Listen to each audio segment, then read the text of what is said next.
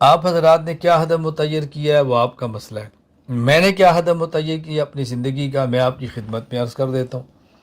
میرے ہدف کا تعین بہت مختصر صرف دو چیزیں ہیں۔ نمبر ایک، ایسے افراد کو تیار کرنا جو عقائد کو سمجھانے کے لیے متکلم ہوں، مسائل کو بتانے کے لیے مفتی ہوں، اور اخلاق کی درستگی اور اخلاق کی اصلاح کرنے کے لیے مرشد اور مربی ہوں، اور ایسے مراکز بنانا کہ جو مراکز عقائد کو سمجھانے کے لیے درسگاہ ہوں، مسائل کو سمجھانے کے لیے دارالافتاء ہوں، اور اصلاح نفس اور تزکیہ کے لیے وہ خانقاہ ہوں۔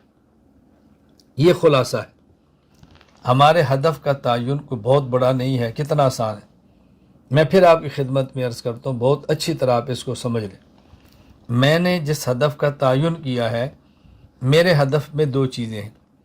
نمبر ایک، ایسے افراد کو تیار کرنا جو عقائد کو سمجھانے کے لیے متکلم ہوں، مسائل بتانے کے لیے مفتی ہوں، اور تزکیہ نفس کرانے میں، امت کی اصلاح کرنے میں وہ مربی اور مرشد ہوں، اور ایسے مراکز دنیا بھر میں قائم کرنا کہ جو مراکز عقائد کے لیے درسگاہ ہوں، اور مسائل کے لیے دارالافتاء ہوں، اور تزکیہ نفس کے لیے خانقاہ ہوں۔ آپ حضرات میں سے جو میرے اس ہدف میں میرا ساتھ دے سکتا ہو، میں گزارش کروں گا کہ وہ میرے ساتھ رابطہ کرے اور وہ چلے۔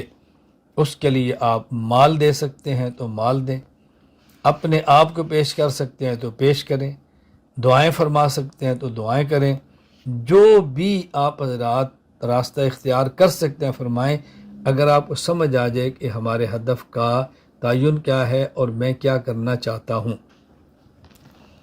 اس ہدف تک پہنچنے کے لیے بحمد اللہ تعالی کس حد تک دنیا میں مراکز بن چکے ہیں، کتنے بن رہے ہیں، فی الحال اس کے تذکرے کی ضرورت نہیں۔ کس قدر افراد تیار ہو چکے ہیں آپ اپنی آنکھوں سے دیکھ رہے ہیں۔ مزید اللہ نے آپ کو زندگی عطا فرمائی، اللہ نے مجھے عافیت سے زندہ رکھا، تو آپ دیکھیں گے کہ افراد کتنے تیار ہوئے ہیں اور کتنے ہوں گے۔